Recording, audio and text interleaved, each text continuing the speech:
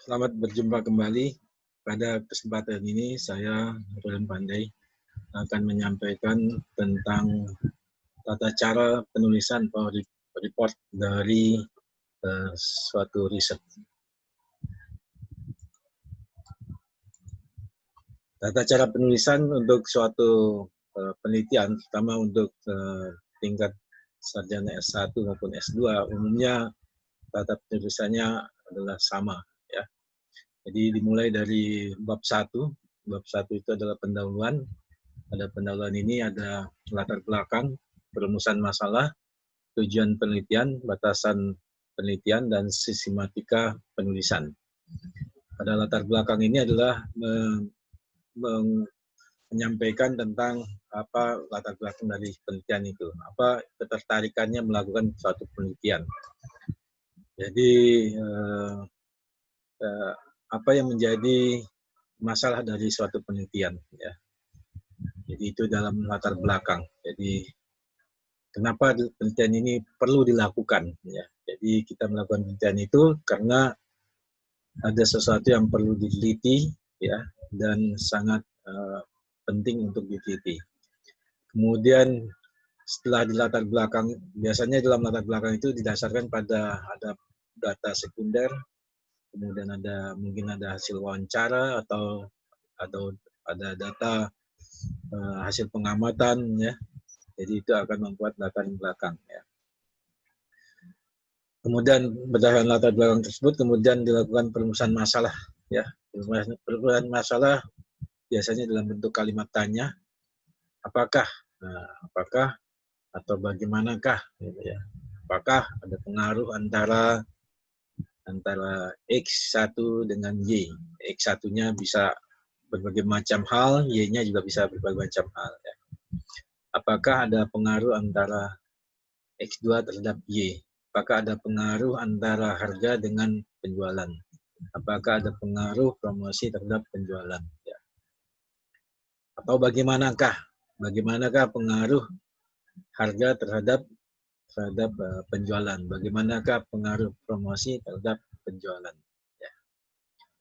Kemudian yang selanjutnya adalah tujuan penelitian. Pada tujuan penelitian itu yang disampaikan adalah merupakan jawaban sementara dari perumusan masalah tadi. Tujuan penelitian ini adalah untuk mengetahui apakah ada pengaruh harga terhadap penjualan.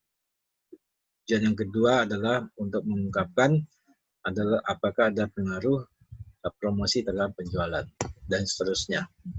Kemudian batasan penelitian itu adalah ruang lingkup dari penelitian ini, ya. Jadi suatu penelitian itu tidak mungkin sangat luas sekali, ya. Jadi oleh karena itu penelitian itu harus dibatasi. Ya, misalkan batas penelitian yang pertama adalah objek penelitiannya dibatasi. Kemudian populasinya, ya, yang terkait dengan objek itu apa, ya. Kemudian tentunya adalah yang dibatasi lagi adalah sampelnya, ya. Sampelnya pasti dibatasi juga, ya. Kemudian variabelnya juga dibatasi, ya. Jadi atau constraint lain atau batasan lain yang memang diperlukan, ya harus disebutkan dalam satu batasan penelitian.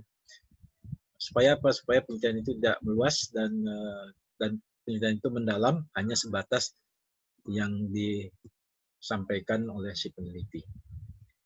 Kemudian sistematika penulisan. Nah, sistematika penulisan itu adalah berisi bab 1 isinya apa saja, bab 2 isinya apa saja, bab 3 isinya apa saja, bab 5 isinya apa saja, ya. Dan itu dibuat dalam satu paragraf, ya, masing-masing untuk sistematika penulisan. Itu bab 1. Kemudian bab 2 itu landasan teori, ya. Landasan teori adalah teori-teori yang terkait dengan penelitian, ya. Jadi biasanya teori-teori ini diambil dari buku. Yang pertama dari buku, ya, buku referensi, ya, tentunya. Ya, diutamakan buku referensi yang ada 10 tahun terakhir, ya. Kemudian yang kedua adalah teori-teori yang diambil dari hasil penelitian yang terdahulu atau hasil penelitian yang terbaru, ya, 10 tahun terakhir, ya, dari jurnal ya, baik itu jurnal internasional ataupun jurnal nasional yang terkait dengan tema dari penelitian yang kita lakukan. Ya. Jadi disinilah di dalam landasan teori ini nanti ada kutipan-kutipan ya, yang dimana kutipan-kutipan itu adalah kita mengutip suatu rumus atau suatu pernyataan dari seorang penulis tertentu ya, dan dimana kutipan itu harus ada daftar pustakanya ya. Jadi ada kutipan harus ada daftar pustaka. Nah, cara menulis kutipan ya itu cara menulis kutipan dan daftar pustaka itu ada modelnya ya, ada caranya ya. Yang umum digunakan adalah APA ya, model APA yaitu adalah model American Psychology Association ya, American Psychology Association. Jadi model penulisan, cara pengutipan dan pembuatan daftar pustaka. Nah, oleh karena itu mahasiswa dianjurkan untuk menguasai manager reference, yaitu software manager reference itu bagaimana memanage daripada referensi yang kita gunakan. Ya, salah satunya yang terkenal itu adalah program Mendeley. Jadi dengan menggunakan program Mendeley, ini mahasiswa bisa melakukan pembuatan kutipan dan daftar pustaka yang secara rapi ya. Jadi ada kutipan pasti ada daftar pustakanya ya. Jadi daftar pustaka-pustaka yang digunakan ya itu dimasukkan ke dalam Mendeley ya. Kemudian kutipannya juga dimasukkan ke dalam Mendeley ya. Kemudian nanti dengan menggunakan Mendeley itu maka daftar pustakanya akan secara rapi berurut ya sesuai dengan apa model yang digunakan. Apakah model APA ataukah model IEE atau model MLA dan sebagainya ya. Jadi itu tergantung dari cara kutipan yang diberlakukan oleh suatu organisasi tertentu ya, apakah perguruan tinggi ataukah jurnal ya. Nah, dengan demikian maka setiap ada kutipan maka ada daftar pustakanya, sehingga acuannya referensinya jelas ya. Jadi jangan sampai ada kutipan tidak ada daftar pustaka, berarti itu tidak jelas apa referensinya, atau ada kutipan tidak ada daftar pustakanya. Jadi harus ada kutipan, ada daftar pustakanya. Kemudian setelah membahas teori tersebut dan berdasarkan penelitian yang terdahulu dari jurnal-jurnal, maka dilanjutkan dengan perumusan hipotesa kalau memang ada hipotesanya ya. Jadi hipotesa juga harus berdasarkan dari penelitian yang terdahulu ya, atau dari teori yang ada dalam buku ya. Jadi diperkuat berdasarkan teori tersebut, maka diperkuat dibuat hipotesa. Ya. Kemudian dari hipotesa tersebut, kemudian nanti dibuat adalah kerangka penelitian atau kerangka pemikiran ya. Kerangka pemikiran itu berupa diagram ya, diagram yang berisi variabel-variabel yang saling terkait dalam penelitian yang kita lakukan. Nah, selanjutnya bab yang ketiga adalah menyangkut metodologi penelitian. Metode penelitian ini adalah terdiri dari menjelaskan tentang penelitian ini dilakukan di mana. Ya, jadi objeknya apa, di mana, waktunya kapan, kemudian populasinya apa ya, tentunya yang terkait dengan objek tersebut. Kemudian sampelnya, bagaimana cara menentukan sampelnya, karena ada banyak cara menentukan sampel, nanti kita akan pelajari pada sesi tersendiri. Kemudian bagaimana cara pengolahan datanya, bagaimana cara perumusan variabelnya ya. Jadi untuk merumuskan variabel juga harus ada landasan referensinya ya, dari mana kita mengambil variabel-variabel yang kita lakukan, yang kita pakai dalam penelitian kita. Jadi kita sebutkan referensinya dari artikel CX atau CY atau CA, CB dan sebagainya ya. Jadi perumusan variabel itu juga menjadi satu yang sangat penting. Kemudian dari perumusan variabel juga ada perumusan indikator ya. Indikatornya kita juga mengutip dari siapa ya. Jadi harus jelas referensinya ya. Kemudian bagaimana cara pengambilan datanya, apakah dengan data sekunder atau dengan data primer.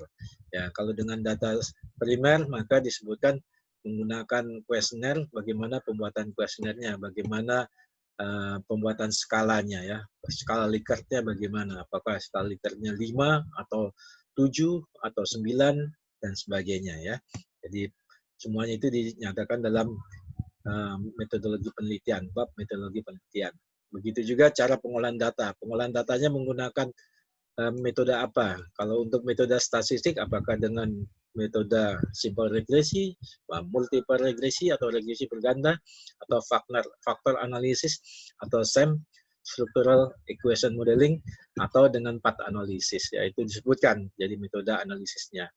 Kemudian datanya bagaimana untuk validasi datanya, validitas, reliabilitas, kemudian uji normalitas, segala macam uji dari model-model multivariat itu disebutkan di dalam metodologi penelitian.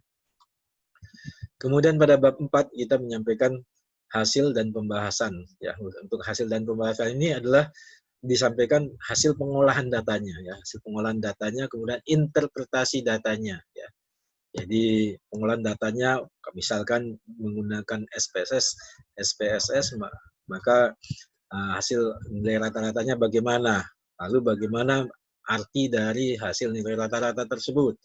Kemudian misalkan korelasinya bagaimana? Ya, apa interpretasi dari korelasi tersebut? Kemudian persamaan koefisien regresinya, apa arti dari persamaan koefisien regresinya? Kemudian uji T, uji F, apa arti dari hasil dari perhitungan uji T, uji F. Nah, kemudian pada waktu pembahasan ini bisa masuk di dalam hasilnya tadi atau dipisahkan tersendiri dalam bab pembahasan ya. Tapi umumnya di hasilnya tersendiri, pembahasan tersendiri. Nah, di dalam pembahasan yang dibahas lagi, yang dibahas di sini bukan lagi tentang angka-angka, tentang statistik atau hasil dari pengolahan data, tapi yang dibahas ini adalah tentang apakah penelitian ini sesuai dengan penelitian yang sebelumnya, ya, dengan penelitian siapa yang sesuai dengan penelitian yang sebelumnya, ya, dan dengan penelitian siapa yang tidak sesuai dengan penelitian sebelumnya, dan kenapa. Jadi, pro dan kontranya dengan penelitian sebelumnya itu dibahas, dapat disampaikan di dalam pembahasan. Apakah perbedaannya itu ada di perbedaan variabel, atau perbedaan sampelnya, atau perbedaan jumlah sampelnya, atau perbedaan indikatornya, ya. Nah, itu disampaikan pembahasan dapat disampaikan di dalam pembahasan. Jadi dalam pembahasan tidak lagi membicarakan tentang angka-angka statistik, tentang hipotesa, tentang uji-uji statistik, tidak lagi. Tapi hanya dibahas berdasarkan hasil penelitian yang terdahulu, yang pro dan kontranya dengan penelitian yang kita lakukan. Kemudian kesimpulan, bab 5 kesimpulan.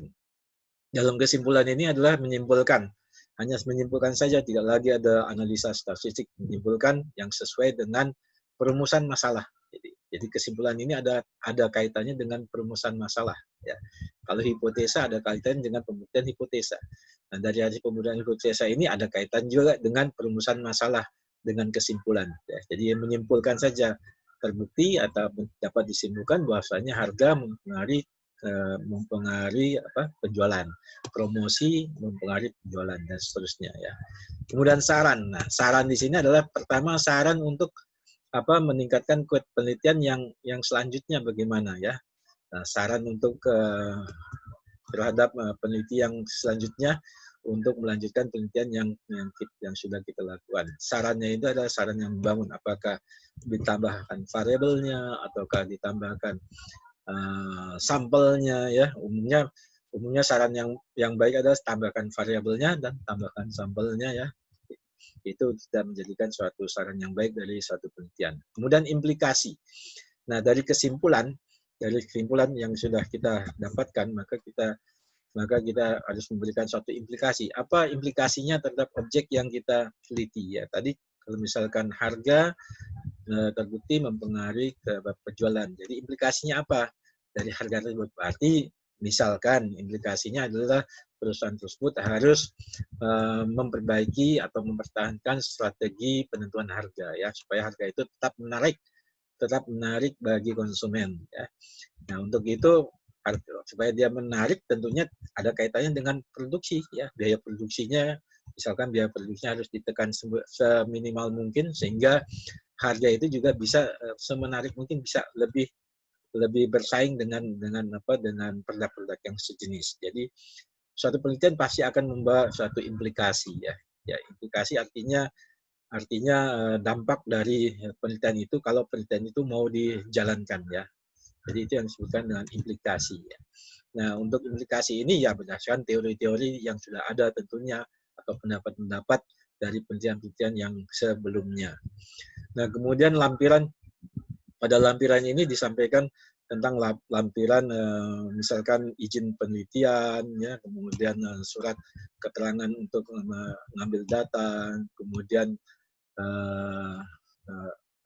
datanya sendiri, kuesionernya ya, kemudian outputnya ya, hasil dari pengolahan dengan SPSS dan sebagainya yang terkait dengan penelitian. Itu disampaikan pada lampiran.